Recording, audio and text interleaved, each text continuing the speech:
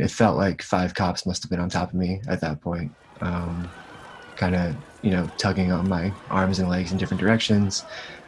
Someone had a foot or knee on my head or neck against the ground.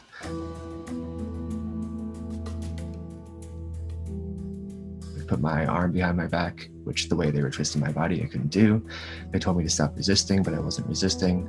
I clearly identified myself as a journalist. I had a press badge on, and by the time they finally cuffed me and stood me up, I yelled at them repeatedly to grab my phone, which had fallen onto the ground. I kept screaming that I was a journalist and that I needed my phone, and they refused. And instead, what did they say? They said, shut the up. They called me a asshole.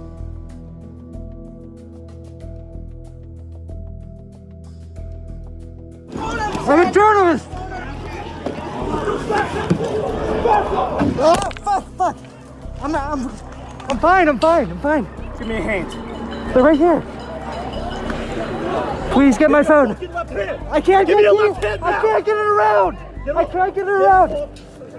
Stop resisting. I'm not resisting. Turn on your phone then. And there was a massive protest that started near a train station. They marched all over the neighborhood.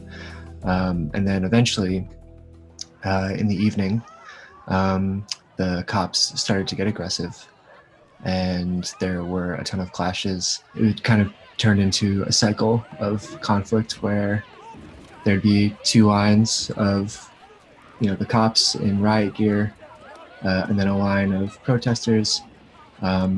Occasionally, some protesters would throw some projectiles, maybe a glass bottle or a stone. And usually when that happened, cops would charge and begin to kind of tackle and indiscriminately arrest and sometimes violently arrest protesters. They often deployed a lot of pepper spray. They used their batons. They sometimes dragged protesters across the concrete to bring them to the police van. And yeah, it was an incredibly chaotic and crazy scene.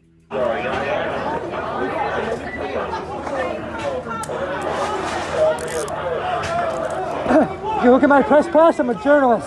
You're arresting a journalist right now. Then you should have gotten out of my way. I didn't get out of the way, you ran past me. Can you please get my phone? It's right there. Get my phone. Shut the up. You're not getting any phone. Get out of here, let's go. And then they brought me to the police van, and I went to the precinct, where I was put in a cell with 15 other guys. I was there probably in that cell for an hour or so, before being transferred over to another precinct where I was issued a summons for refusal to disperse and then released.